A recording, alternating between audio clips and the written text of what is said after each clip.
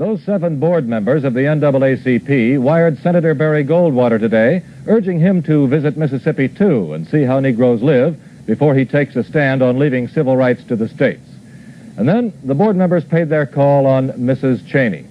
They visited her with her on her front porch and asked if there was anything they could do to help. Anything, Mrs. Cheney, that you feel as though that can be done by any of the officers here in New York of the NAACP that you would like to suggest or talk to us about doing? Well, now the FBI's and all told me that they was going from door to door search up in Philadelphia. But I hadn't seen it on the news, and I just don't believe that it has been, from the whole the city of Philadelphia. I just don't believe it has really been checked real close, because it looked like it would have been something, evidence of something some way or another. That's the way I feel about it. Mrs. Cheney, one final question. As you know, our state officials and many of the local whites have said that this is a hoax, and that your son, along with the other 2 young men, are just doing this for publicity. Now, he's your son, and you would know him better than anyone else. What's your feeling about this? No, he didn't do it for no publicity. No, he didn't. You do believe something has happened? I do. It's something they have. He's somewhere that he cannot get me, cannot get in touch with me, because if he had been, he would have got in touch with his mother. Mr. Dodd is wrong when he says they did it for your people and his people. They did it for all of you. For all of us. Thank you, ma'am. Thank you so much. Then the delegation headed for the Gulf Coast area of Mississippi, next on their statewide tour, and incidentally, successfully testing public accommodations along the way. But for a test that wasn't successful today, here is Hal Fisher in Clarksdale. Groups led by the Mississippi State Chairman of the NAACP, Aaron Henry, and the National Chairman of CORE, Floyd McKissick, tried to integrate 2 motels in the Mississippi Delta town of Clarksdale this morning. At one motel, they found the restaurant had suddenly closed and no rooms were available, and they had no better luck at the second inn. The manager's not here, and you'll just have to wait until she comes out. And when will the manager be here? Later today. Then do we understand that it is the policy of the Southern Inn to serve all people who come? I have orders not to serve. I just don't have any rooms. Is it the reason that we Negroes, that you don't have any rooms? Well, it's just we have reservations and we don't have any rooms. This is believed to be the first major refusal met by a civil rights group testing provisions of the new law in this state. This is CBS News reporter Hal Fisher in Clarksdale, Mississippi. Atlanta's Municipal Auditorium last May 2nd. Georgia Republicans meet to choose their man for president, and their man is Barry Goldwater. The Republican Party can win the South in 1964, and the Republican Party can win the nation in 1964, and the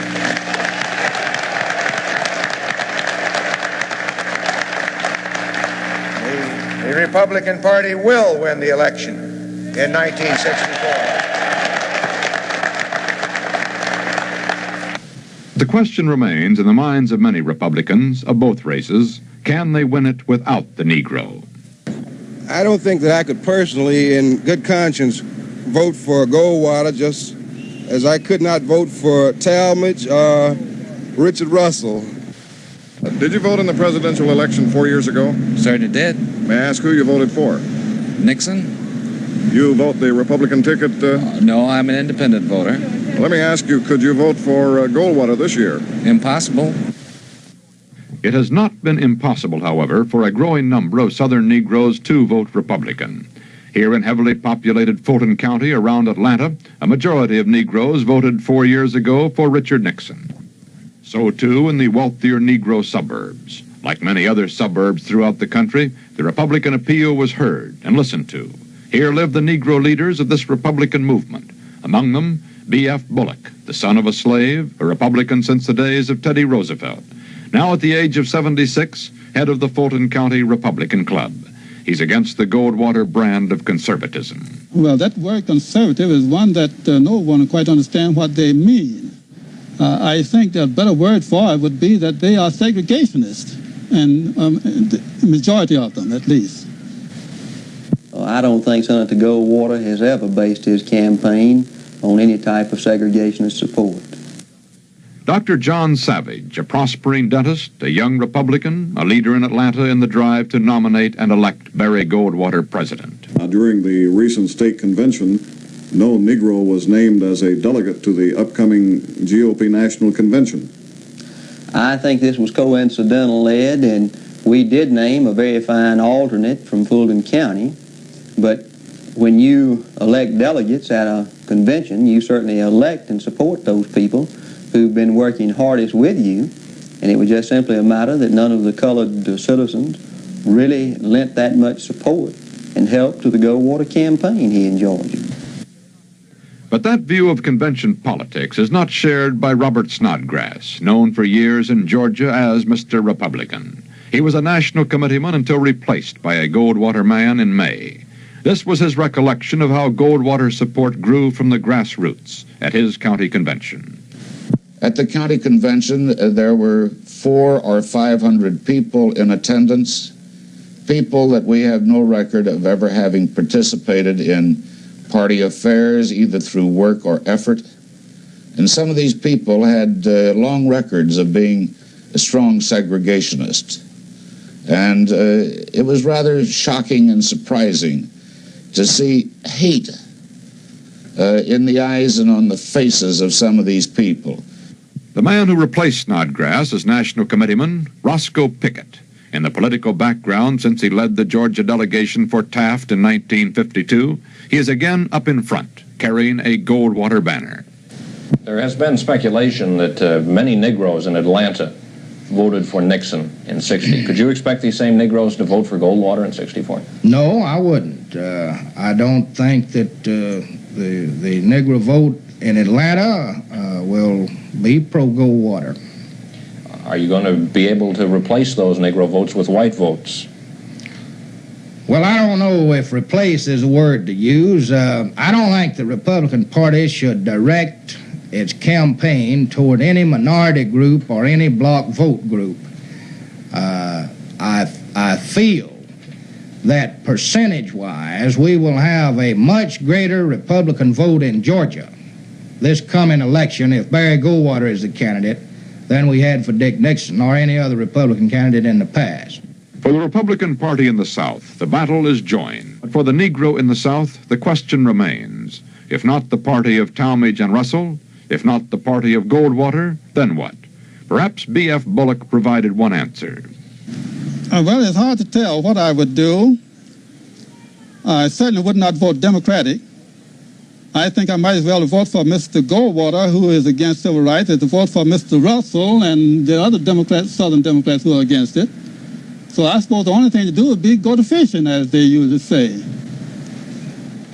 Implementation Day in St. Augustine was orderly and incident-free as racially mixed groups tested the Civil Rights Bill at 20 motels and restaurants. They were served at all but one, and at that last, manager Bill Chu offered to serve some Negroes while turning others away. He explained later. This morning, when these people came to this establishment, I offered to serve those of the group that I thought came with the sole purpose of being fed and being treated as a guest in this establishment. I refused to serve those that I thought or that gave me the impression that they came on the premises for the sole intent of creating and harassing the guest already registered in the motel. Chu says he's doing this to see if he still has the right to turn away undesirable customers of any race. This is CBS News reporter Jeff Gralnick in St. Augustine, Florida. We are in a bank, but here there are no cashiers and no tellers.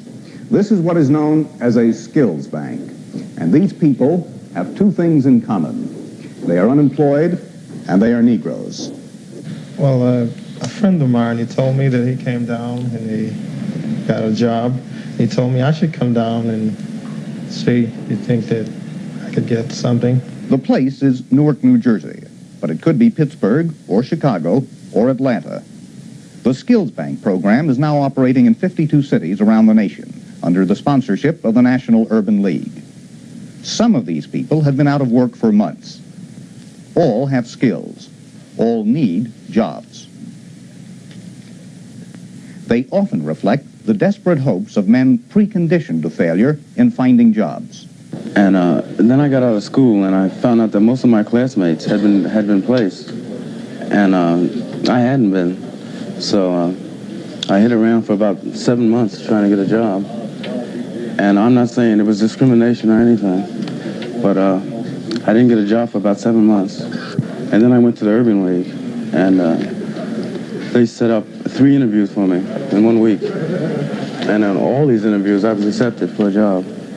Opportunity was here at the Western Electric Service Division in Newark. This is Rocky Thompson. He's the man who spent 7 months without a job. But today he's employed at Western Electric as an engineering assistant. He's buying blue-chip telephone company stocks, and Western Electric is paying his tuition so that he can complete his engineering degree. Most important to him, he is making use of his talents. He got his job through the Skills Bank. We spoke with Western Electric Personnel Officer Jules Lozowick. These people feel put upon and feel that if they come in, they're going to get a runaround. The Urban League Skills Bank helps to tell these people what is going on, where they do have jobs available for them, and get over this hurdle. And this is a major hurdle in our society today. Oh, well, some places you went to, they wasn't hiring because they didn't have the job openings. But some places you knew that they were hiring and they had the job openings, and you knew that you had the basic qualifications for the job. You were given an interview, job and tests and so forth, the normal procedure for an applicant. And then there was told I would call you or you would hear from me. Well, you never heard from me. John Royster is the young man who never used to learn the results of his job applications and interviews.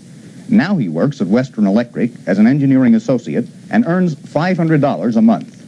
Marlon Puryear, National Director of the Skills Bank program. Mr. Puryear, how successful has your program been? Well, we can report after the first 6 months of operation that we have more than 8,500 persons registered as applicants. We have developed more than 3,000 jobs and have placed more than 1,200 people. The Skills Bank program, by itself, does not answer the problem of unemployment. It does not solve the plight of the unskilled, the undereducated, the ever-expanding army of unemployables. But for those Negroes with training and education, the program does offer an opportunity. Its people intend to prove to the Negro community that the learning process does not lead to a dead end. This is CBS News reporter Josh Dorsa in Newark, New Jersey. You see a lot of signs like this, for sale signs, in the South McGregor section of Houston, Texas. Some of them are there because Negroes have been moving into this neighborhood. But you see more signs like this in the South McGregor section of Houston. And all of these signs are here because Negroes have moved into the neighborhood. This sign is a gimmick employed as an anti-blockbusting measure by a group that calls itself the South McGregor Promotion Committee. The committee considers as its province a nicely laid out, tree-covered section of Houston close to the heart of the city, a section composed of 1,000 homes. They range in cost from $10,000 to more than $100,000. The residents are low, middle to high income. 15% of the residents are Negroes. Negroes started moving into the neighborhood 2 years ago.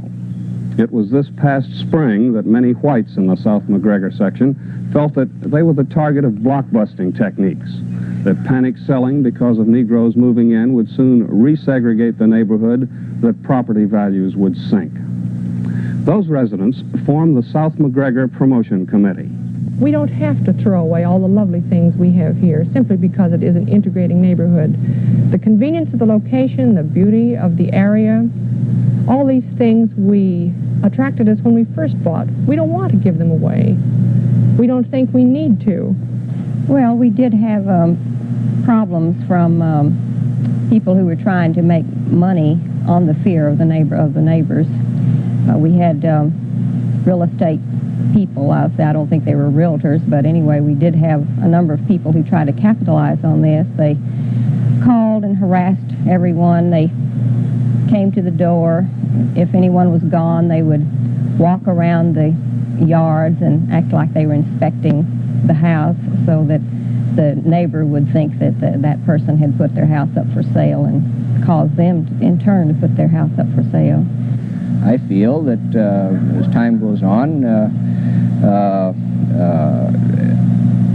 people will realize that a neighborhood that is integrating, and that's been what happened here, is no place to run from because there's no reason to run and no place to go. So I sent out a letter saying that the only way people can get away from Negroes, if that's what they want to do, is to buy a house trailer. What about your new neighbors, the Negro neighbors? What sort of neighbors are they? They're very pleasant neighbors. Now, I don't see them except to say hello as we go up and down the street, but then I never saw my old neighbors. I'm very busy. I've got a house full of kids. But the children, of course, are associating freely, and they are just marvelous. Of course, this is, to me, where integration is going to work, is with the children. I wish you'd been in my yard last night. There were 11 kids out there, all sizes, from 11 down to about 2, all colors.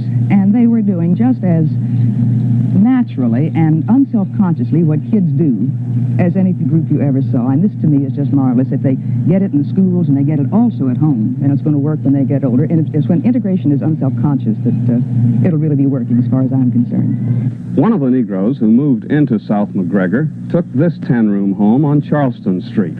He's a postman. He lives here with his wife and his mother and his dog. W.C. Day is a native Texan. My neighbors have all been good neighbors. Are you pretty much accepted as a neighbor, just among them? Well, so far as I'm concerned, I am. I bother nobody. Nobody bothers me. I enjoy my home. I assume they enjoy theirs. Mr. Day, there's an organization that is formed here that seems to be organized to try to prevent blockbusting. What do you think of its efforts? Well, I happen to know that they are taking some steps toward encouraging whites to stay,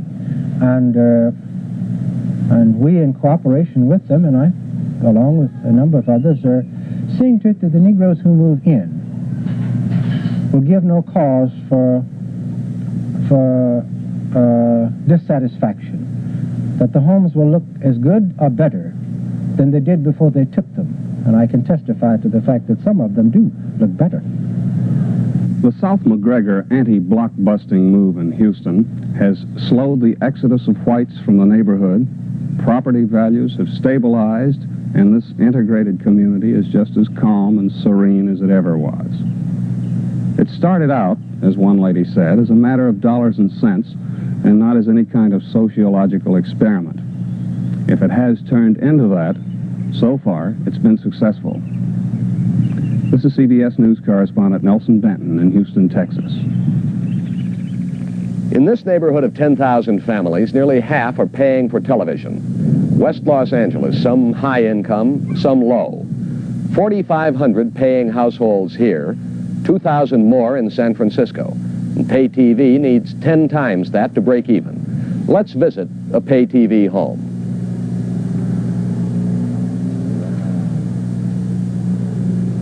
The Joseph Candy home. The mother, Florence. The girl, Norma. The boy, David. The system is not broadcast through the air. It's by wire. There is a choice of 3 channels. Bills are mailed out once a month. They pay 50 cents for discussion or debate or some children's shows, $1.50 for big league baseball or a first-run movie. Why are you willing to pay for television? There's something about pay TV that's different, and it also keeps your family together. It's a wholesome family evening.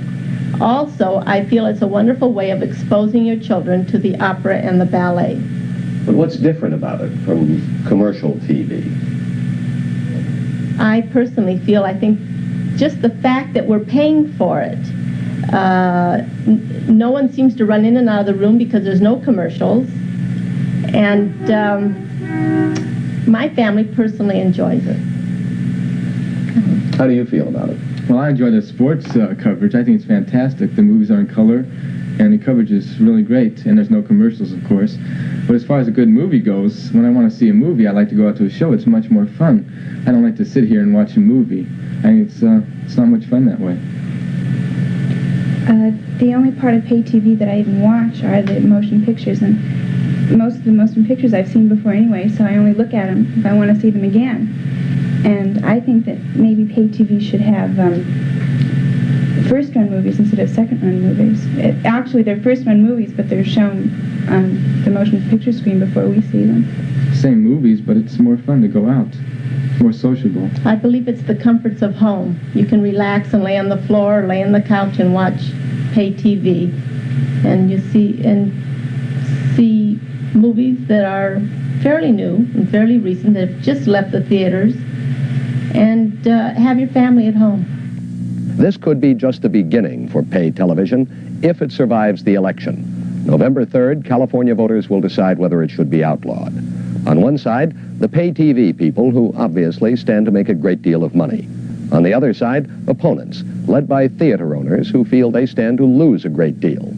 Don Belding, former head of the advertising agency Foote, Cone & Belding, is chairman of the Citizens Committee for Free TV.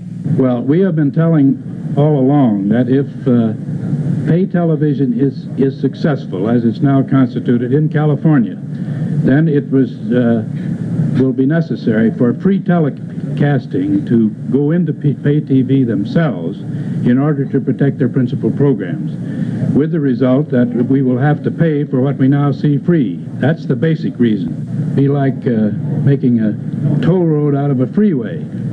Sylvester Pat Weaver, former president of NBC, is head of subscription television. The question of the addition of 3 channels by STV and its interference with commercial television, the argument of the theater owners, it just simply will not hold up. Commercial television uses basically the series in 90% of prime time. We will use individual attractions, the current movie, the blacked-out sports event, things unaffordable, never available to commercial television now or in the future, and they will be the bulk of our popular service, our specialized service, opera, ballet, instructions, our material for small audiences, simply will not fit commercial television. So the 2 services will go coexisting side by side, both very prosperous. Campaign spending is big on both sides, but the decision will be made by the voters, and the latest statewide polls indicate it will be very close. This is CBS News correspondent Bill Stout in Los Angeles. The Reverend Martin Luther King is on Bimini writing his Nobel Peace Prize acceptance speech. From his island vacation retreat, King sent FBI Director Hoover a cable suggesting a personal get-together. King responded to Hoover's charge that the civil rights leader was the most notorious liar in the country. Well, naturally, I was shocked and greatly surprised that Mr. Hoover would make such an unwarranted and vicious accusation.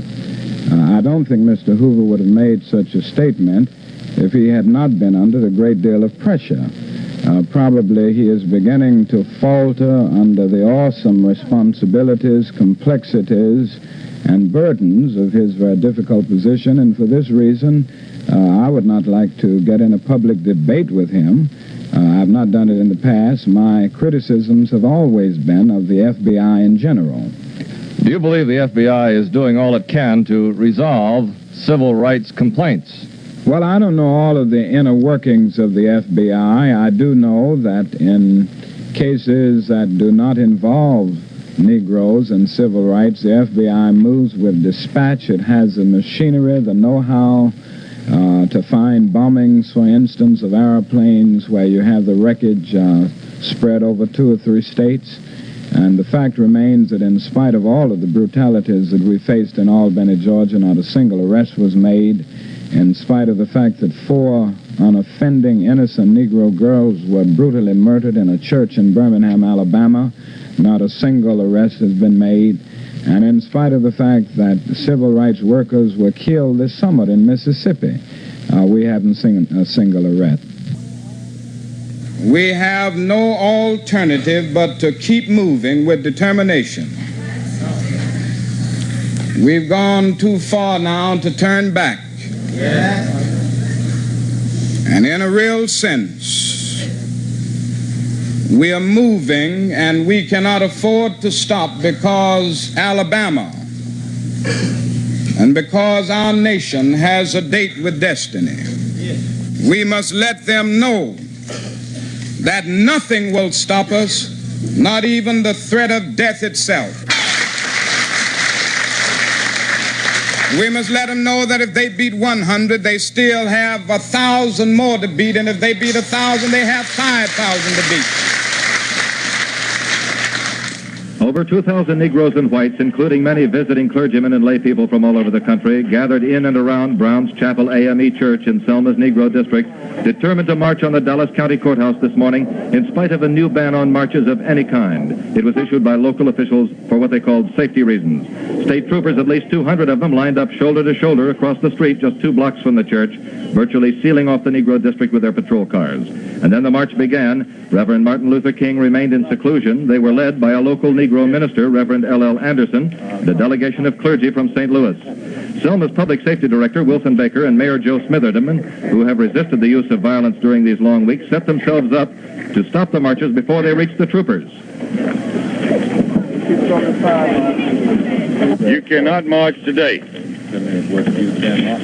We are asking only, and we feel that we're not asking too much, that you would permit us to march to our courthouse, that we feel that's paid for by our firms, and that we need not be registered voters to be citizens, but we do want to become registered voters because we think it's our God-given rights under the Constitution of the United States of America.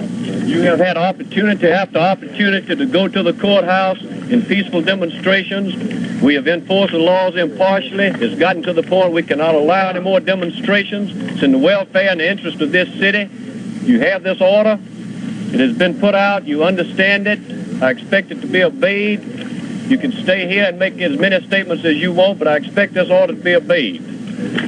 After the mayor spoke, the marchers took turns making statements. They knelt to pray and then broke up. But some youngsters, leaderless for the moment, tried an end run on the courthouse.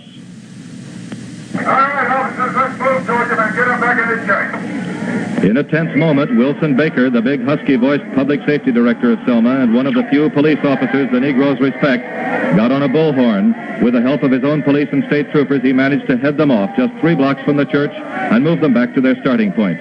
By this time, both ends of the street where the Negroes hold their meetings were sealed off with lines of officers. And that's the way the situation is now, static but tense. And on everyone's mind is the Unitarian minister who was beaten last night and now hangs near death. Meanwhile, in Montgomery, another protest march was stopped without violence as nearly 1,200 Negroes advanced on the historic Alabama state capitol. At a Negro church in Montgomery, the Negroes, mostly from nearby Tuskegee Institute, started their march. They had been given a parade permit by the city.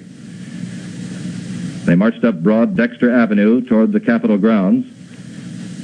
The troopers ringed the Capitol. They even used mounted troops. And the marchers were stopped short of their goal. Some of them sat down. Governor George Wallace sat in his office and said he had no desire to meet with them. Lou Wood, CBS News in Alabama. He said that he wanted to go to Selma. And what I thought about it. And I said that I would prefer that he didn't go. But I knew how he felt, and I knew that he felt that he had to go.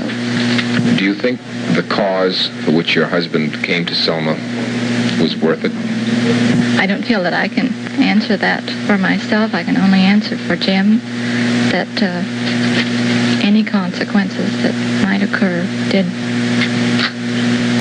merit The Selma prayer vigil that started last night was still going on through the day. It was an unsuccessful march that turned into a vigil for the critically injured Reverend James Reeve. Last night, Selma Police Commissioner Wilson Baker halted the march. Sir, we wish to go down. You cannot go any place. You cannot march any place. You cannot go any further. Now, that's all I have to say, and that's what we mean.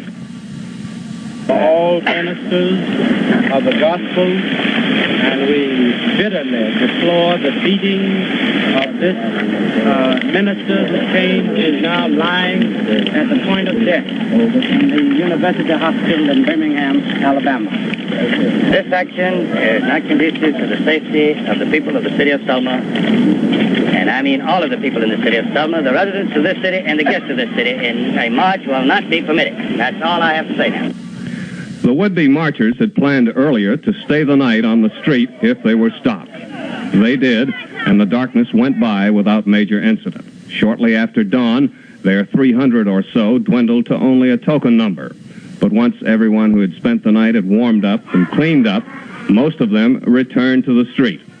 An intermittent rain fell during the day as the vigil continued, and a fourth suspect in the beating of the three ministers surrendered to local authorities.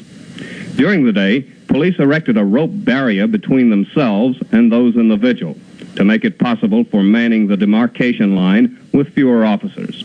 Those keeping the vigil joined in prayers periodically throughout the day. In Montgomery, principals in the issue of a Selma to Montgomery march went into court. Sheriff James Clark of Dallas County, Dr. Martin Luther King, who leads the civil rights effort in Alabama, and other witnesses and spectators. Dr. King's attorney would not permit him to discuss his testimony, but he did comment on the vigil in Selma. Well, I understand that the vigil is still going on, and I think this has been a very powerful and creative expression of the determination of the people of Selma and their supporters from all over the country to get this problem solved. And I think it was a marvelous and still remains a marvelous witness. Dr. King, are you aware that there presently are 12 people sitting in at the White House? Have you been told of this? I don't think Dr. King ought to discuss any aspect of this situation at all, and he agrees with me. He's just trying to be agreeable with you. As the hearing went on, 7 Negroes were arrested by Montgomery police near the state capitol. A group had started walking toward the capitol and had been moved back by state troopers. Then they refused city police orders to move out of the street and chose to lie down instead. Montgomery police dragged them off the pavement and charged them with disorderly conduct. Nelson Benton, CBS News, Montgomery, Alabama. Long, often lonely tunnels under our major cities, stalked by robbers, deviants, gangs of toughs. The subways are a major breeding ground of crime. It's difficult to control, difficult to have a policeman in the right place at the right time. So the city of Philadelphia is trying something different: the use of police dogs to patrol the platforms, trains, and subway stations themselves. Last week, a young girl was assaulted by a gang of hoodlums as 5 grown men looked on in what has become an all-too-familiar pattern. So Philadelphia is ready to try a number of measures to increase subway security. The dogs are a major part of the program.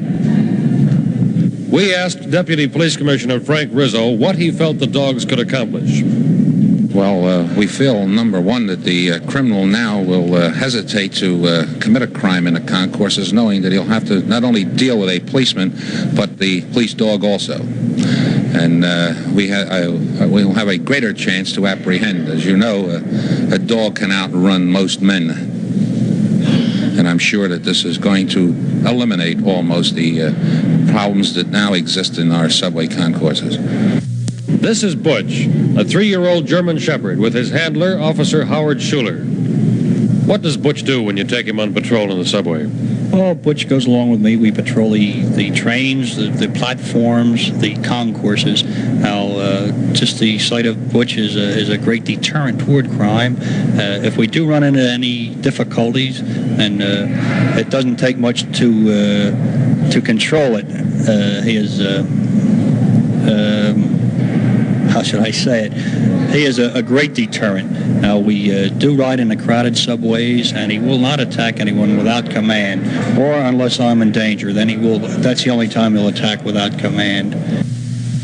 We stopped and talked to some Philadelphia commuters to see how they felt about the use of the dogs. I think it's a tremendous idea. Think it'll cut down the incidence of crime? I hope it does very much. Make you feel a little more secure? My daughter travels the subway alone. She's 11 years old, and I feel much better about it. Would you feel safer knowing that there are dogs on patrol?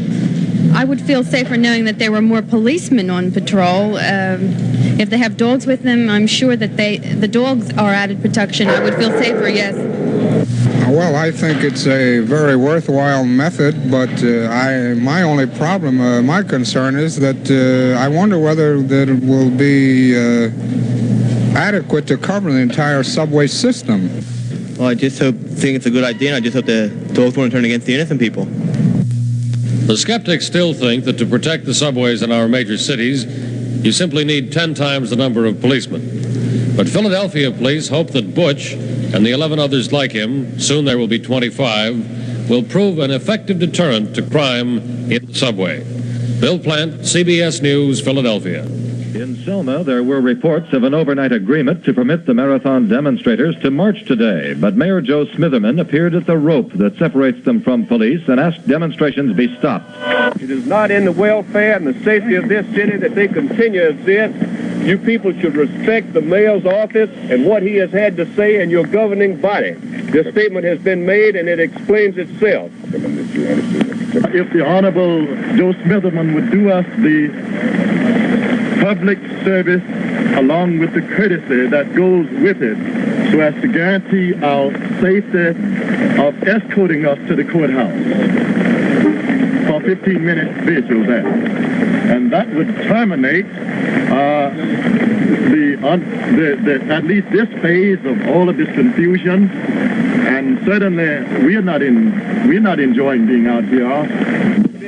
Right after that confrontation, CBS News correspondent Nelson Benton asked the mayor to clarify the city's position. We have tried to be fair. We have had 8 weeks of demonstrations. They know this. Every day it's another type situation to demonstrate for. I don't know what else a community can do. I've got some rights as a mayor, and they've got responsibility as citizens to live up to it and to respect the mayor's office and respect the city government. Now that's it, gentlemen. One other thing. No. What's that agreement to let them march? That's all I want to ask. There was no agreement, according to my understanding. Check with Governor Collins and see. Thank you, Mr. Mayor. Later, the rope came down, cut by Public Safety Director Wilson Baker. He said the demonstrators apparently thought it symbolic. It was bothering them. It wasn't that important. But Baker told them not to advance. Lou Wood, CBS News in Alabama.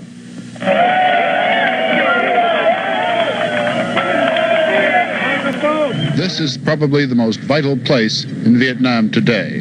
It was from here that the massed jets of the F-100 series struck north of the 17th parallel at communist supply depots. And it's here at Da Nang Airport that the 3,500 Marines are commissioned to keep a constant watch. In the tiny port of Da Nang, landing craft ply in hourly with supplies. The Marines are entirely self-sufficient, their own vehicles, their own helicopters, and their own armor. Overlooking Da Nang are clumps of strategic hills. The Marines have cut roads through them, for to hold these hills means to hold Da Nang. The main body of the 3,500 is based up here, and they are already on patrol. It's a grueling uphill struggle with little chance to rest.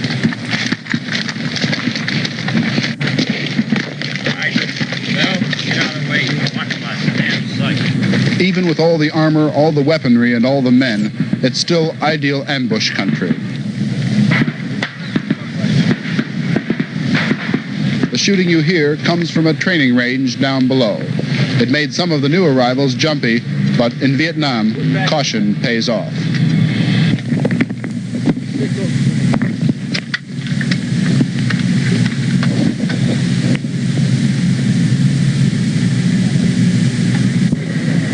The Marines weren't shot at, but there were casualties just the same. The combination of heat and the heavy pack floored this Marine and many others. Pull it back, I can't get very much breath. Okay. Heat prostration, malaria, dysentery, leeches, they're all part of the war in Vietnam. At the air base itself, life is a little more civilized. All the niceties of the war as fought from Saigon are missing, but there are regular mail calls. But even then, the Marines, like everyone else, are not allowed to forget why they are here. The routine Vietnamese patrols have been replaced by hundreds of gun emplacements and foxholes, and all around the airbase, they continue to dig in. The Marines are here only to guard these planes, to defend, not to attack. But the way this war is going, it seems that before too long, they'll be more than policemen. Morley Safers, CBS News, Da Nang Airport.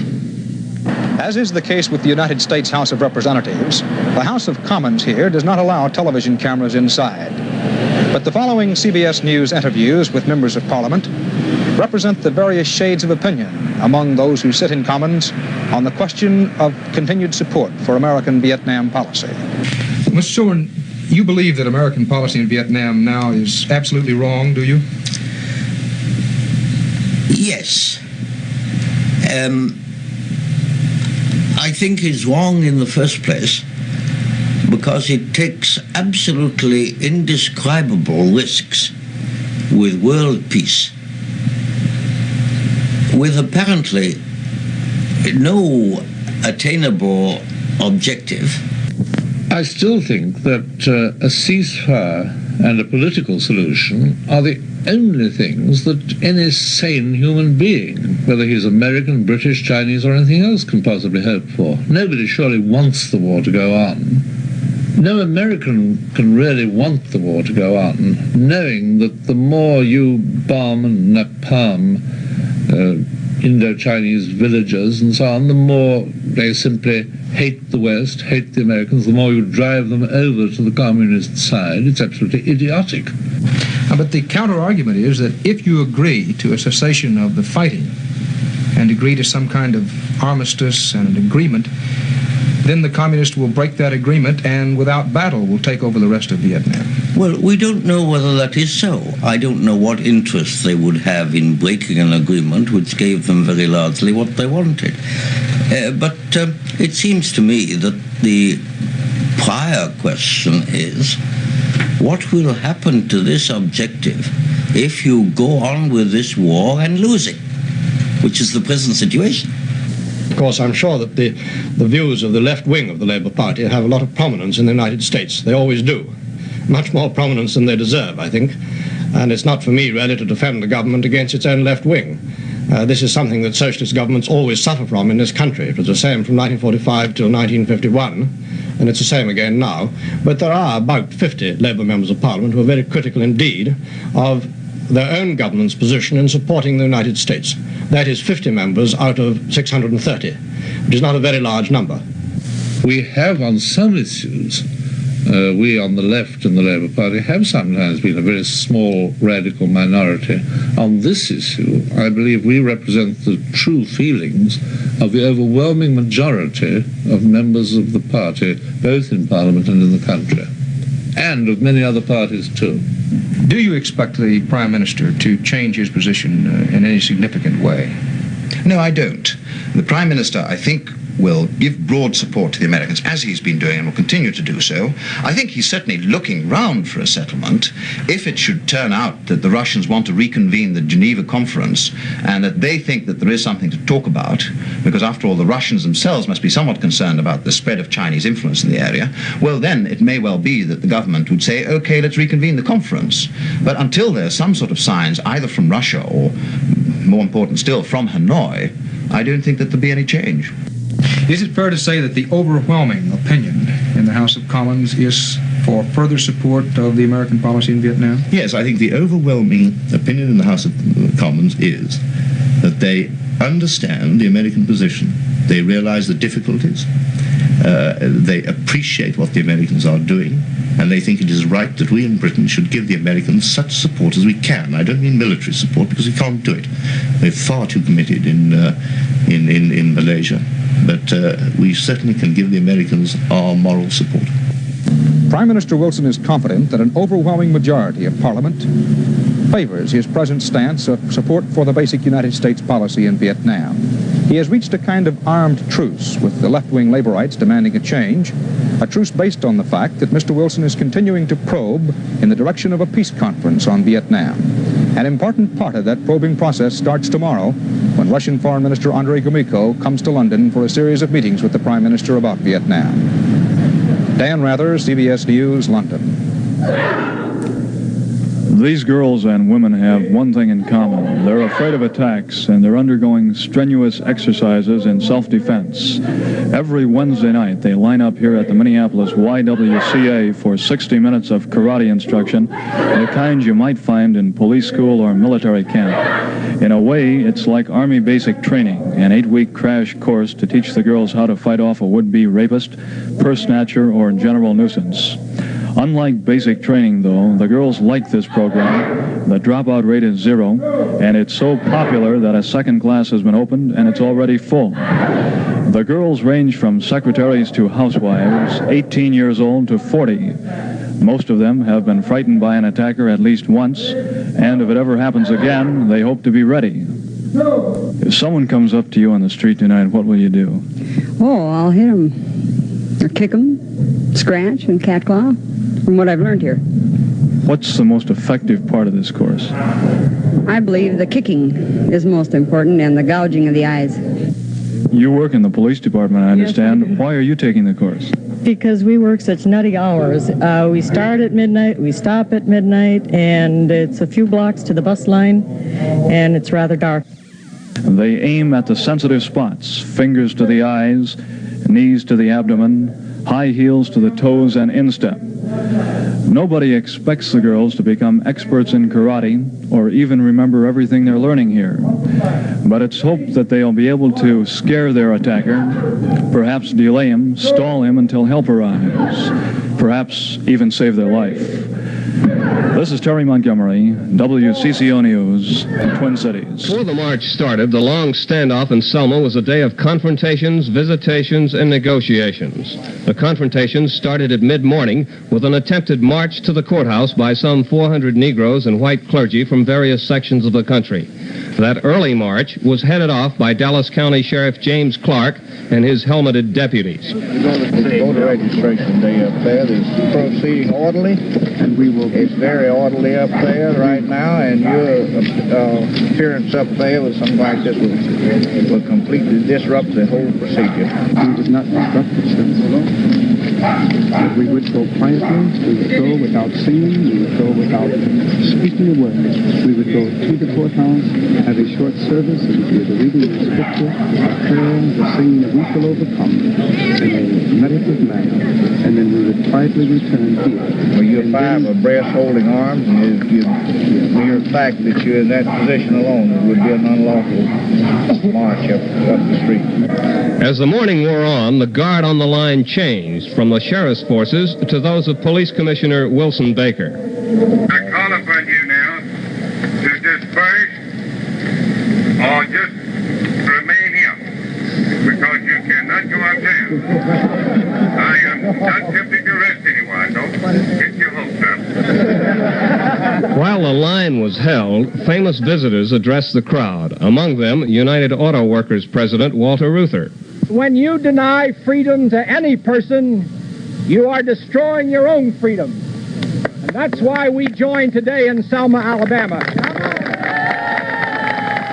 There followed later an historic moment in the Selma crisis, negotiations with the mayor, the police commissioner, the sheriff, a local Negro leader, a minister from Boston, and a staff worker for Dr. Martin Luther King's organization, holding a session in front of a board fence. Then Mayor Joseph Smitherman and Sheriff Clark explained what it was all about. Gentlemen, at this time we have a statement to make.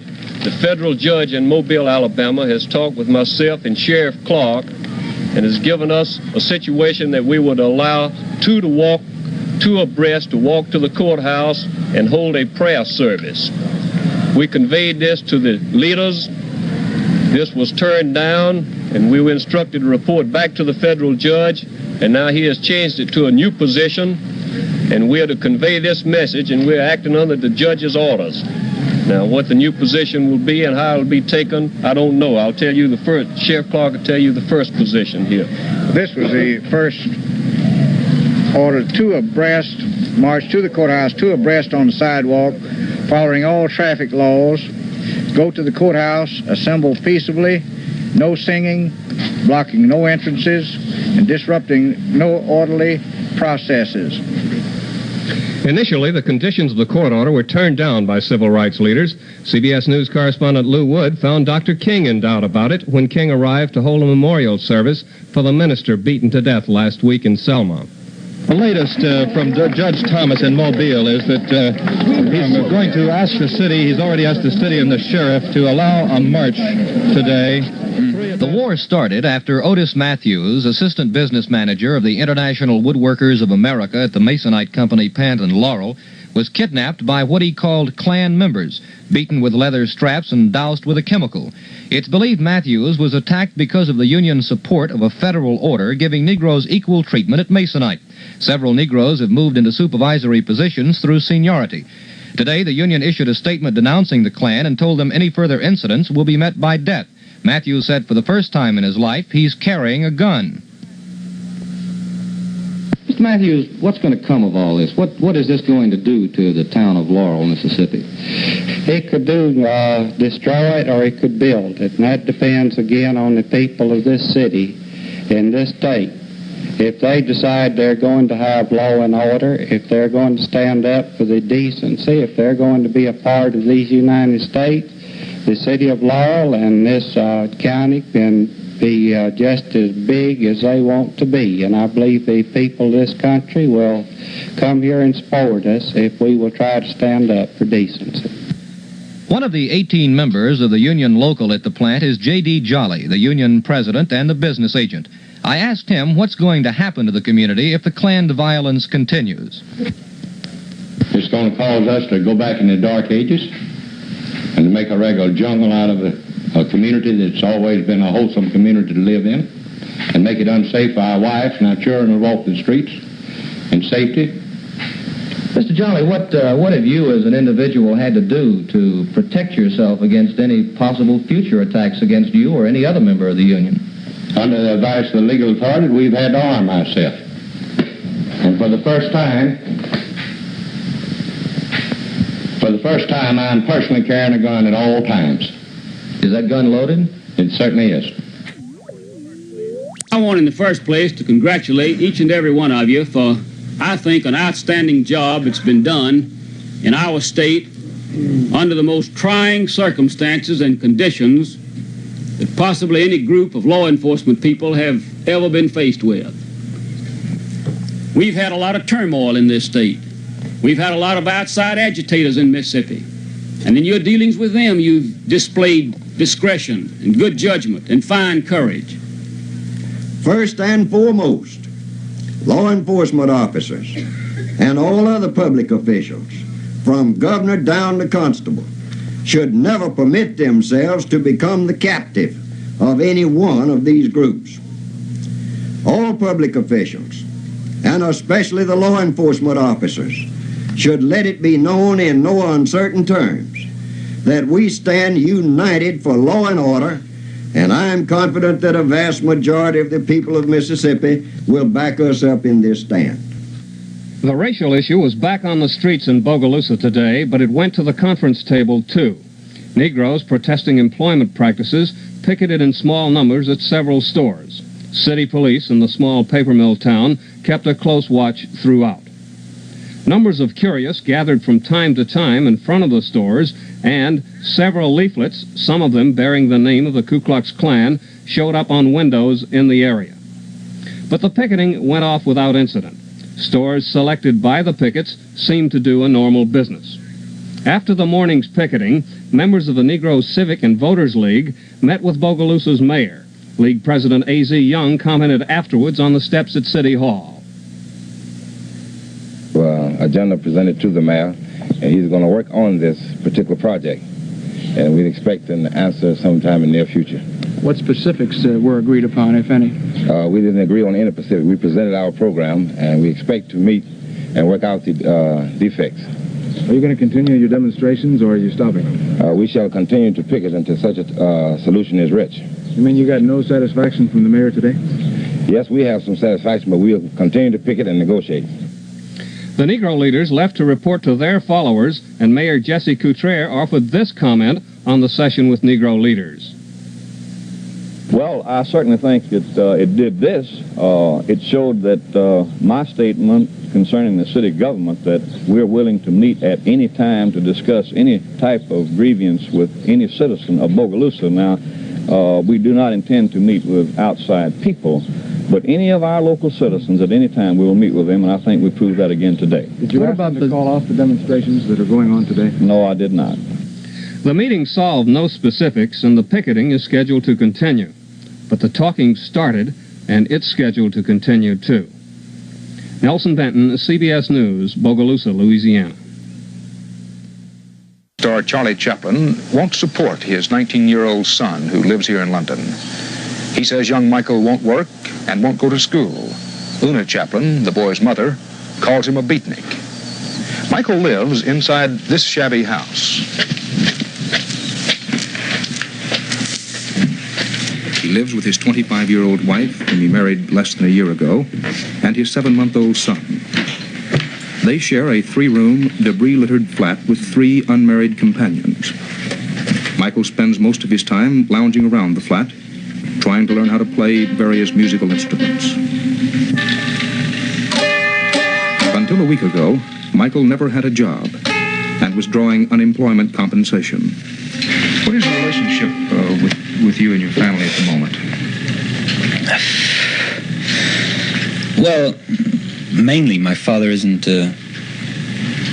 will not support me, and he does not want to support me. I think unless I'm doing something that he approves of, like studying some subject, or like when I was at RADA, he supported me. And I beg your pardon, when I was at RADA, the Royal Academy of Dramatic Art, and I think he just wants me to stand on my own 2 feet, like. Not wanting to be overly personal, but you have this, what I would classify as a strange hair arrangement. Is that in line with your acting hopes, or is this something you like to do? It would seem to prejudice people against you. Well, yes, no, it's that's the way that's my appearance, that's the way I like it.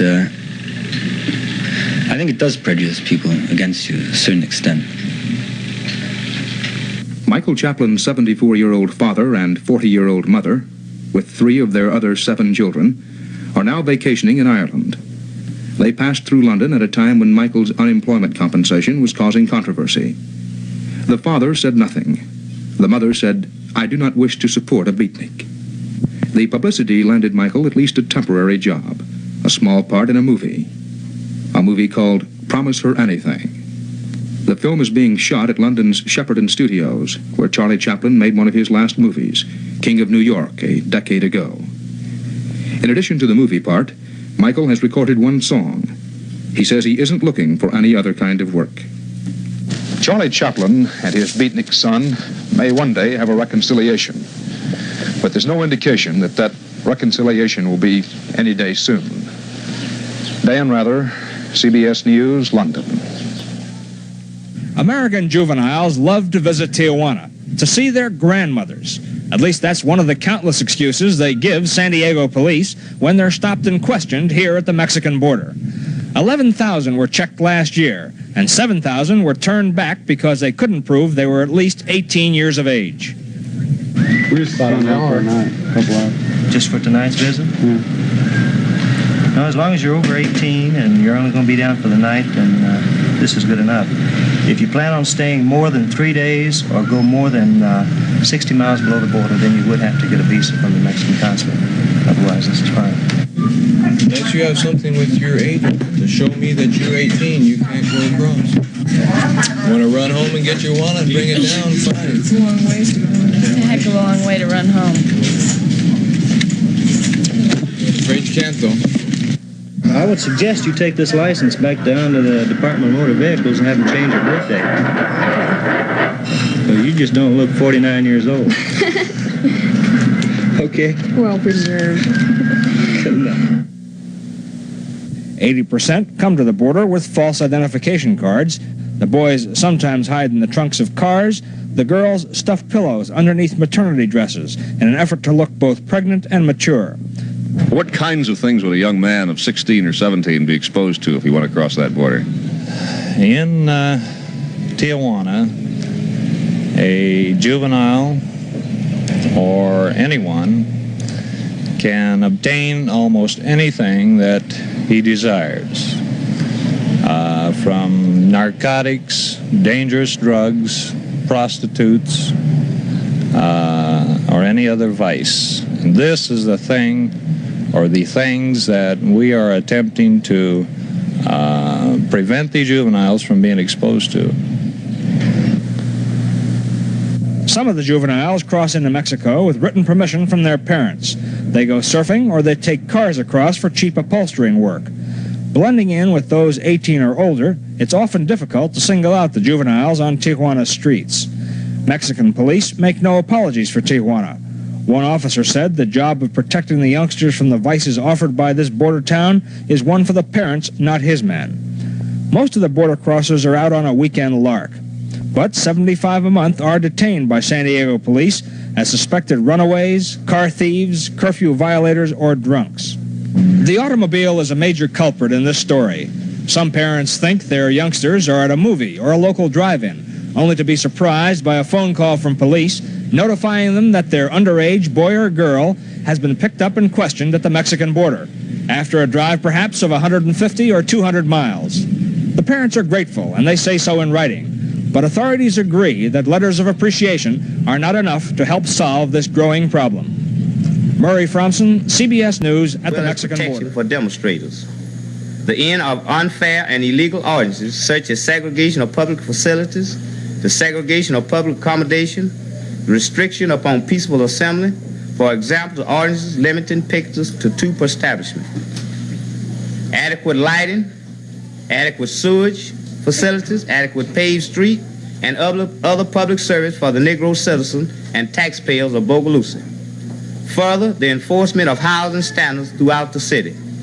Equal opportunity for Negroes to gain access to employment by public authorities.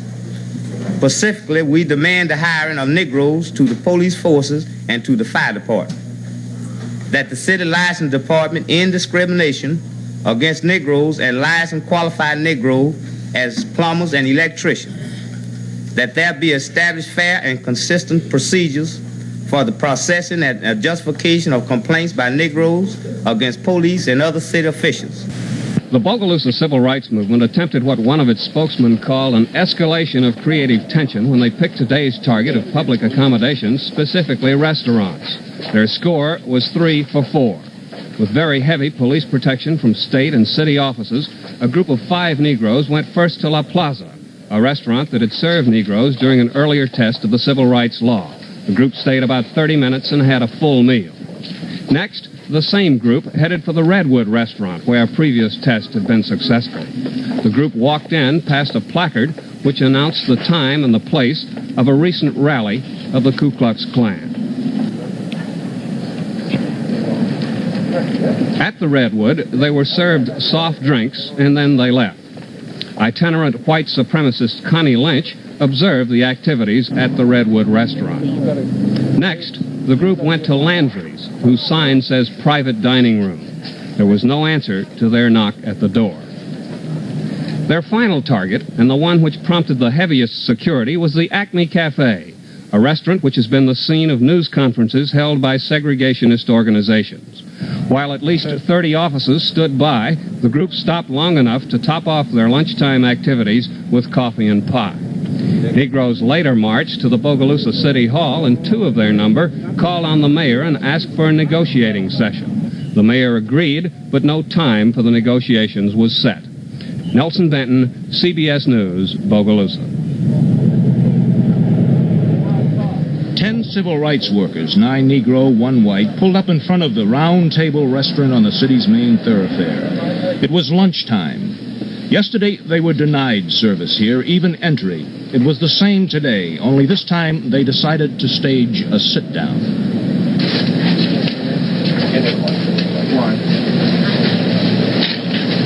Is there any reason that can you tell us why you're refusing us entry? It's not registered. I mean, what's wrong with us? Why can't we come in? The door was closed, and they sat down. The noontime luncheon crowds worked their way through the sit-downers. Your entrance to the building and the sidewalk. You're going to have to leave. In and out they came during the lunch period.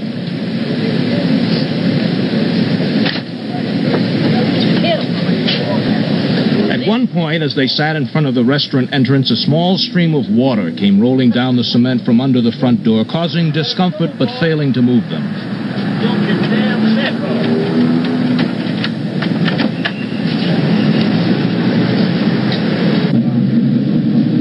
Then a white man darts in past police to pound on the white man in the group. Several arrests were made during the day. They stayed about an hour and 20 minutes and left. But then successfully integrated a luncheon center across town. Tomorrow, more demonstrations being planned as this Milltown boils in the civil rights summer heat. CBS News, Bogalusa, Louisiana. Britain first tried socialized medicine in the 1920s, beginning with help for elder citizens. By 1948, this country had gone all the way. Socialized medicine for everyone. You may still pay for private hospital and medical care, but most people don't. The average Briton belongs to the National Health Service, under which he gets medical care for himself and his family, financed by the government. People subscribing to the National Health Service pay a small amount each week, very small. Usually it's a matter of pennies from their paycheck. The system is financed primarily from the General Tax Fund. Now, you cut your leg, didn't you? Yes, I fell over. I was going on holiday. Oh, that's right, yeah. Let's have a look at it and see how it's getting on. Well, it's healing up nicely, but it's rather slow, isn't it? Yes. Yeah. What does socialized medicine mean to the patient? The problem It means, of course, no worry about paying the doctor's bill. And for many, it means more frequent trips to the doctor. nicely, and He, in turn, is a busy man. And British doctors have become famous, or notorious, as some people see it, for dealing with patients quickly and impersonally. Thank you very much. there we are, then. Shall we pop that on there just until we can get it dressed? The National Health Service also means waiting, sometimes waiting a long time. Hospitals and doctors' offices are crowded wherever you go. It is not unusual to wait your turn for a day or more at the doctor's office. It frequently takes months to get a hospital room. This is an inconvenience, but obviously many patients are willing to accept it. The doctors are not so willing to accept the National Health Service. This doctor, Gerald Biss, has what may be fairly called a typical suburban practice. Dr. Biss echoes a common complaint, that physicians are overworked and underpaid. We get 22 shillings and sixpence a year for every patient on our health service list. That's about $3 a year. That's right. And for that, we have to provide everything they require, with the exception of medicines. Now, this isn't $3 a visit. It's $3 a year. No, this is $3 a year. In actual fact, I have made calculations, and for each consultation I give, regardless of whether it's on Christmas Day or in the middle of the night, I get something like 2 and 10 pence. That would be about a quarter, 25 cents. That's right, yes, a very low consultation fee indeed. If the money were better, we would have more doctors and we'd be better able to cope. As it is now, the doctors are not coming in. Every year shows less and less doctors in the country working the service, which automatically throws a greater strain on the doctors who are in it. So this is one of the arguments, that the National Health Service is discouraging young men from becoming doctors, and thus contributing to the burden of those who do treat patients. Each doctor is allowed a maximum of 3,500 patients under the health service. At $3 per patient, that comes to a ceiling of $10,500 a year. The doctor is free, of course, to treat other patients outside the health service, but with so many patients already, his time is pretty well used up. Yet some authorities feel the health plan gives a new freedom to medicine. One such man is Richard Titmuss of the London School of Economics. He thinks the system is just what people need. It gave doctors, it gave the whole medical profession much more freedom to treat their patients on medical grounds rather than on ability to pay. Not all British doctors practice under the National Health Service. London's Harley Street is a mecca for those who don't. This is a medical world of Rolls-Royce automobiles, new equipment, and plush offices. But only a few British doctors, estimated less than 5%, have the capital and or the reputation to practice strictly on their own. And why do they do it? One doctor said it's a question of freedom from government. When I go on a night visit, I want to go at my own free will, not because I'm on a contract with the government. If I don't go, I'm open to complaints for not going often enough, not going quickly enough. I do not want to be supervised. The doctors under the National Health Service do travel quite a bit. House calls are much more numerous than in the United States. 1/3 of all contacts between doctor and patient take place in the home. Many of these for treatment of old people and children. Would you just lift up her jumper and I'll listen to her chest? No, it's steady. There we go. There.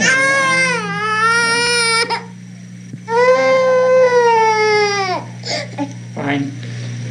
Well, now she's got a little sore throat and a chest infection. Oh, and I'll give you some medicine. Yes. You give her 2 teaspoons every 6 hours, will you? Yes. That'll soon clear it up. Yes, There's nothing serious to worry about. No, thank you, Doctor. In addition to hospital and doctor's care, Britain's government-run system provides complete payment for drugs and medicines. The pharmacist or druggist is known as a chemist here. When a National Health Service patient comes into a chemist shop to get a prescription filled, no money changes hands. The chemist collects later from the government. One test of the National Health Service is how the public feels about it. And the public seems overwhelmingly in favor. My opinion, it's the finest thing in the world. A man's poor. He goes. I was in this hospital for 5 weeks. They look after you. The nurses are wonderful to you. The doctors call you sir. I think it's a very good idea because, I mean, it gives the poor and everybody a chance, you know. Rich and poor gets the same treatment. If you go back to the old system, there's women in this country that don't work. They can't afford to with 3 or 4 children, 5 or 6, whatever they've got. So it means every time they want a doctor out, they've got to pay for that. Well, I go 3 times a week, and I wouldn't be able to pay every time I rent. I go to the hospital 3 times a week, but I couldn't go if I had to pay. Any final judgment on the British socialized medicine system should be made on the basis of the quality of medicine here. This is a difficult thing to judge, but here are some guidelines. Britain has 1 doctor per 2,300 patients. In the United States, it's 1 doctor per 669 patients. Keep in mind that distances between doctors and patients are smaller here. The number of patients per doctor is increasing in all countries, but it seems to be increasing faster in Great Britain than in the United States.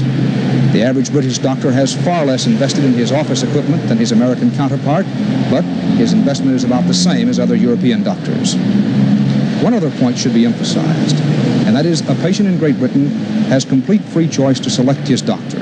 Any doctor he chooses, any doctor under the National Health Service, and almost all doctors are. And the patient can change doctors practically at will, although he is discouraged from doing so. For better or for worse, Britain's National Health Service seems here to stay, at least for the foreseeable future. The proof of this is the fact that no political party even dares mention abolishing it. Dan Rather, CBS News, London. These bloodstains mark the very spot where young Andy Watley fell dead, shot by gunners from a speeding automobile. If a killing can be said to have a cutting edge, this one has it. For young Andy Watley was white. His alleged murders were Negro. And in southern Georgia, that spells trouble. The car that did the shooting, that the gunners were in, came speeding down this street beside the service station, fired on Watley, sped away, was chased by police and then crashed. And 2 Negro occupants who were allegedly in the car had been arrested. The cart now rests in a back garage lot. And this morning, Negroes Eddie Lamar and Charlie Hopkins stand accused of murder. A special session of the Sumter County Grand Jury will consider their case next week. 300 yards from the site of the shooting is the Sumter County Courthouse. It's empty now. Negro leaders have called a 24-hour truce to allow an investigation of the shooting. The entire previous week, America saw hundreds of demonstrators stage nonviolent protest marches to this courthouse. Well, Sumter County rode the freedom boat. Hallelujah. They were demonstrating against the arrest of 4 Negro women who refused to leave a segregated voting registration line when requested to do so by police. The mayor pro tem of Americus, Georgia, is John Sheffield, Jr. What do you think this shooting will do to the white population in Americus? I think this shooting will not do anything to them except increase their resentment to the situation as it has been brought to their community by outside organizers. I think that the leadership in Americus is strong enough and influential enough to see that we don't have any retaliation on the part of the white population. What do you think will be the future of race relations then in Americus? Race relations in Americas have had its ups and downs. If these people would let us alone, if they would quit using Americus, Georgia, as a focal point for the things that they want, we can organize and we can operate our town and our community within the framework of the law. Whatever law they present to us, we have the intelligence and the ability and the motivation to operate within that framework. Georgia Governor Carl Sanders has filled this town with over 100 armed state riot police. Their job, to keep the peace, while white and Negro here talk about making peace. Bob Evans, CBS News in Americus, Georgia. At the Neshoba County Fair, an historically important political forum in Mississippi, several thousand people listened to Governor Paul Johnson urge passage of a constitutional amendment to simplify the state's tough voter registration laws. The governor told his audience that passage of the amendment would improve the state's position when the voting rights bill went to the Supreme Court. This question must ultimately be decided by the Supreme Court of the United States. Our change of success in our chances to succeed in that suit or in that case will be greatly enhanced if Mississippi's voting requirements is a very simple literacy test which merely proves the ability of the person to read and write. If the amendment does not pass, Johnson suggested, then whites will be faced with the difficult constitutional interpretation test while Negroes are registered wholesale. If the white people of Mississippi are to be treated fairly, and if we expect to get them registered as voters, we must remove the constitutional interpretation test from our state constitution. And that is what this is all about. Ladies and gentlemen, I would like at this time to call Sheriff Lawrence A. Rainey from Neshoba County to the platform for a statement. Are you proud he's here?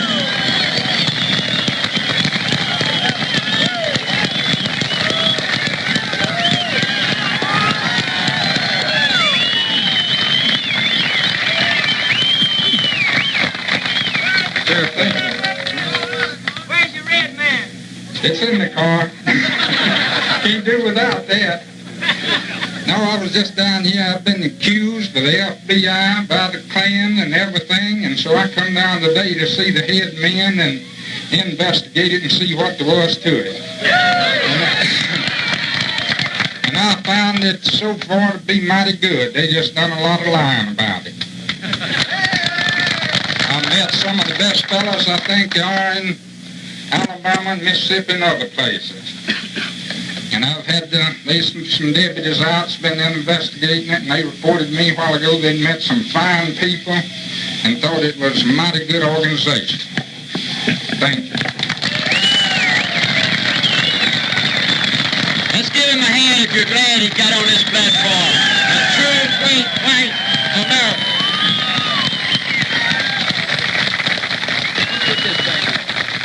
I very definitely feel it's a vote of confidence by the people of the city of Boston for the policies that I have set as chairman of the Boston School Committee. It is also a vindication of the indictment of our teachers in the predominantly Negro area, because you see they had been indicted as being second-rate or inferior teachers. I think that a large number of the people who came out to vote voted based on the racial issue.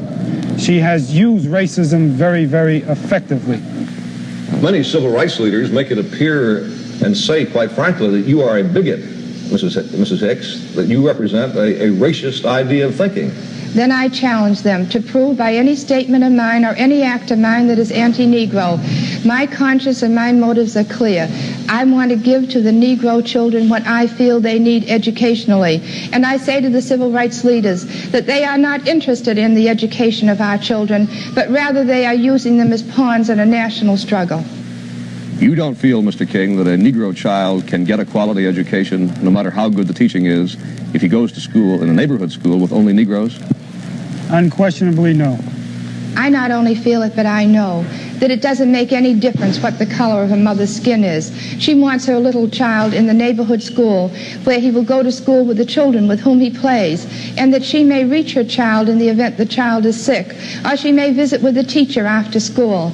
You see, I feel that many civil rights leaders have been agitating in this particular area, but when the Negro parents were able to tell the school committee exactly what they wanted, by the ballot box, they voted for the policies of the Boston School Committee.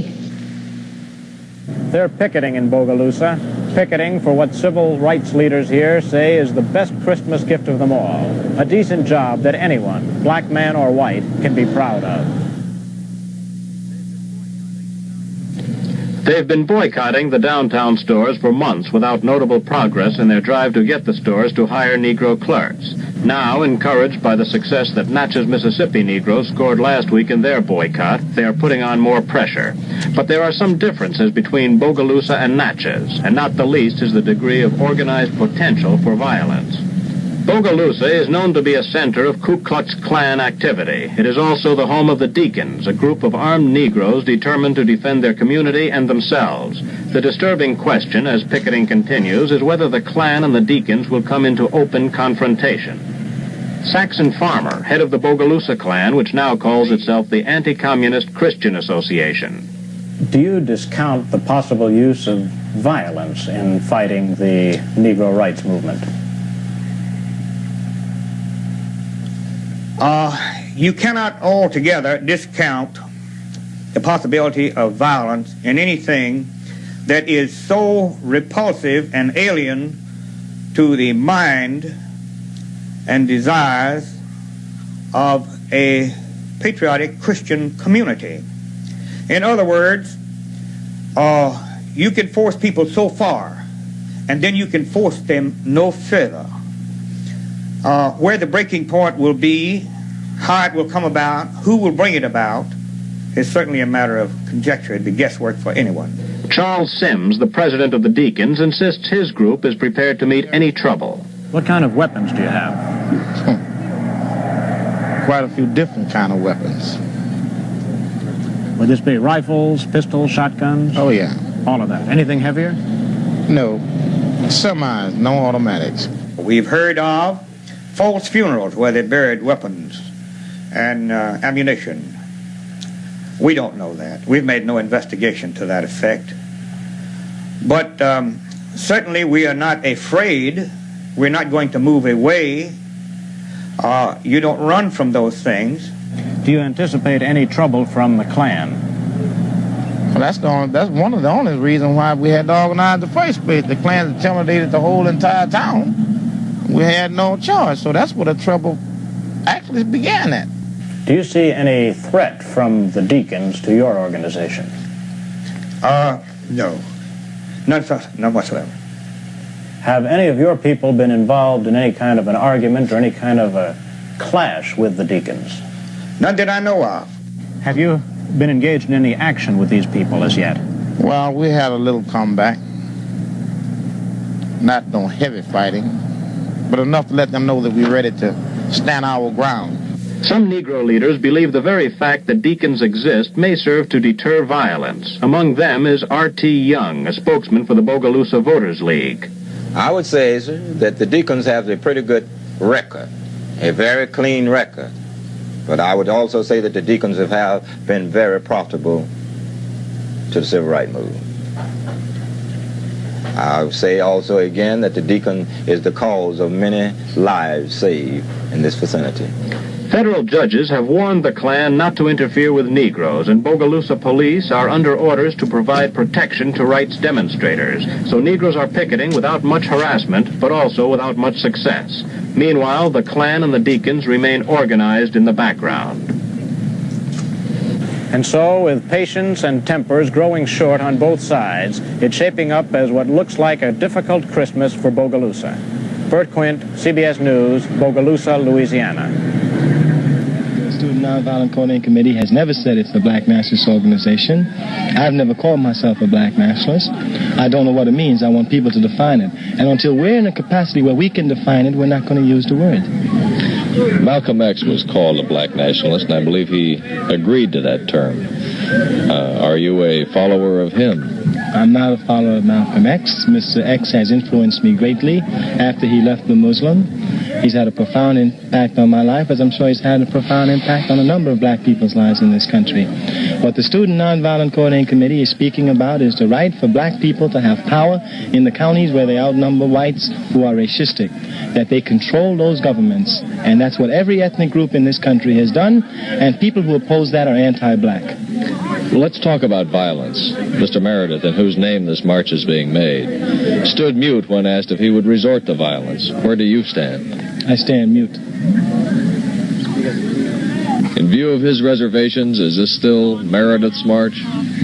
The march is taken in his name, as I understand. I mean, the basic premise is to help black people get rid of the fear, and that's what we're working with. We're working to understand that the only people who can deal with those problems are black people. They have to start dealing with them themselves. They can't depend on anybody. They can't depend on the federal government because it's jive. It's not going to do anything. You may think this is the James Meredith Mississippi March against fear. That is over. This is a line of emotional momentum which changes with its rotating leadership. When Dr. King is up front for a couple of hours, it becomes a liberation walk. When Floyd McKissick of CORE is there, it is a registration drive. And when Stokely Carmichael of the Student Nonviolent Coordinating Committee leads, it is a Black Power March. Carmichael was one of those arrested for pitching tents in a Negro schoolyard without permission. On release last night, he preached his favorite sermon to a crowd of 1,000. They've kept us out by force and by guns. Now that's what's wrong with that. The fact is they kept us out with their guns in the South and in the North with their laws. Now we're going to get something and we're going to get it to represent it. And we ain't worried about whether or not it's all black. Don't be afraid. Don't be ashamed. We want black power. We want black power. We want black power. We want black power. We want black power.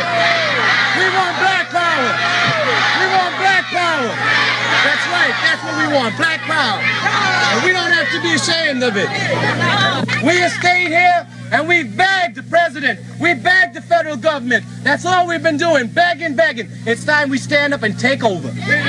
Every courthouse in Mississippi ought to be burned down tomorrow to get rid of the dirt and hair. Now from now on, when they ask you what you want, you know what to tell them. What do you want? What do you want? What do you want? Everybody, what do you want? That's what we gonna get. There was vengeful power in a speech by Charles Evers of the Mississippi NAACP, a threat to Byron DeLay Beckwith, who was tried and never convicted for the killing of Medgar Evers. We're in a town tonight where when Beckwith came back home, the city and many of its good white citizens met him down the road and hollered, "Welcome home, Della, welcome home." We're tired of it. I understand he still runs around here now and harasses Negroes. Well, you know he's nothing but a coward because I got news for him.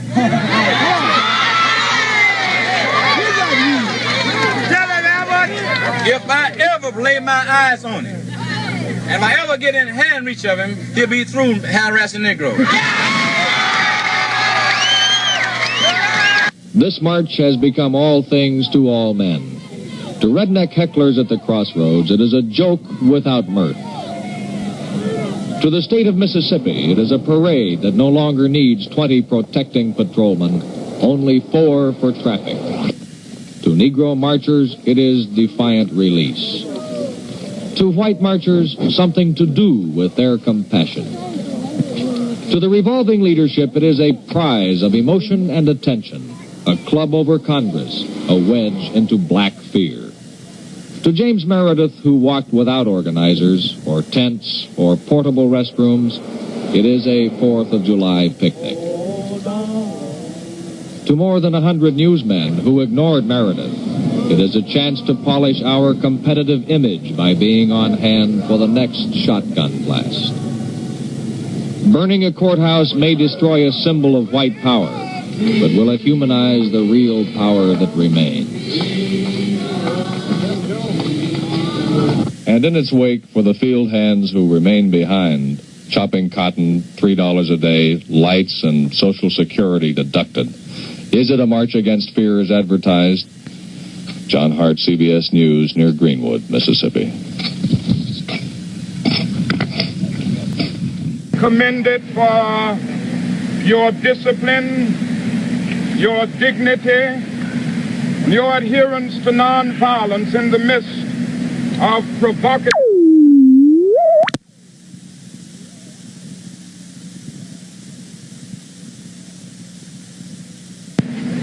Today we have faced men with hatred written on their faces. Today we have faced men who would like to carry America backwards instead of forward. And yet we have stood up with determination, with zeal, and with courage. Now we know this county. In this county, Andrew Goodman, James Chaney, and Michael Swerner were brutally murdered. And I believe in my heart that the murderers are somewhere around me at this moment. And I think today they ought to search their heart. I think today they ought to stand before their God. And we want them to know that we are standing here not afraid. Amen. If they kill 3 of us, they're going to have to learn that they'll have to kill all of us. Amen. Already started with the line.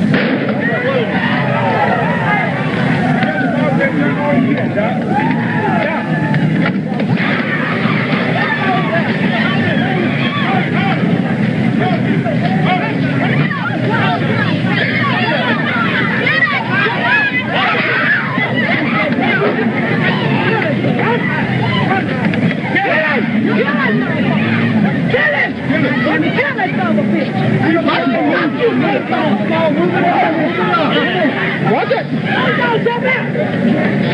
Come on, fill the line in. Move it up.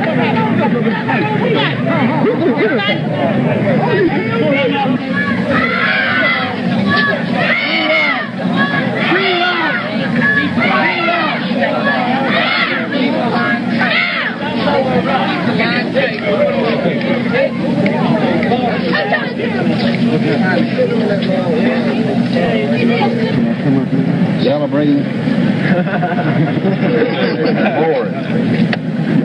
I think this is an indictment on the good, intelligent citizens of Neshoba County, if there are any left.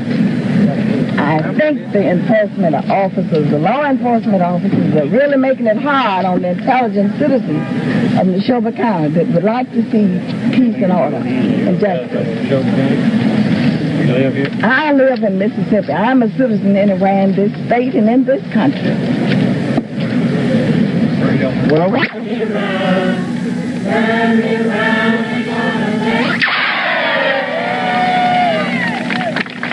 and I'm disturbed about a strange theory that is circulating, saying to me that I ought to imitate the worst in the white man and the worst in our oppressors.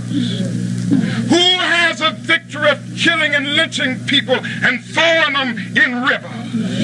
It's our oppressors, and now people are telling me to stoop down to that level. Oh no! Oh no! The reason that I will not do it is that I'm not going to allow anybody to pull me so low as to use the very method that has perpetuated evil throughout our civilization. I'm sick and tired of violence. I'm tired of the war in Vietnam. I'm tired of war and conflict in the world. I'm tired of shooting. I'm tired of hate. I'm tired of selfishness. I'm tired of evil. I'm not going to use violence, no matter who says it.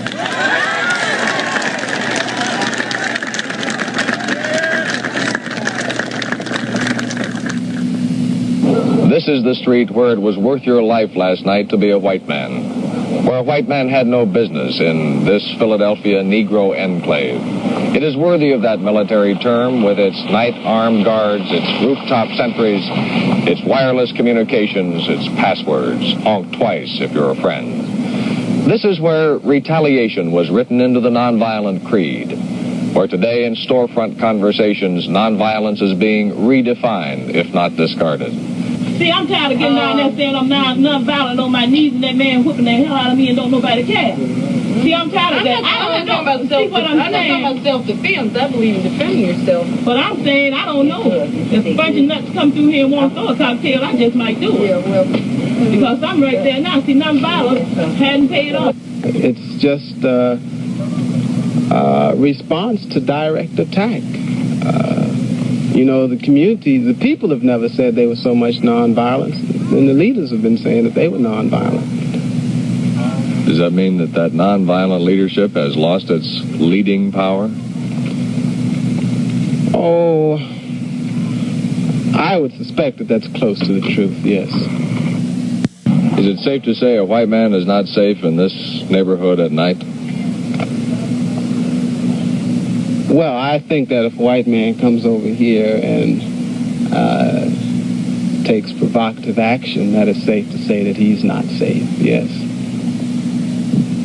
Apparently, people started drinking and drove through that community last night, and this thing happened. Are you advising white people to stay away from that community? Yes, we are.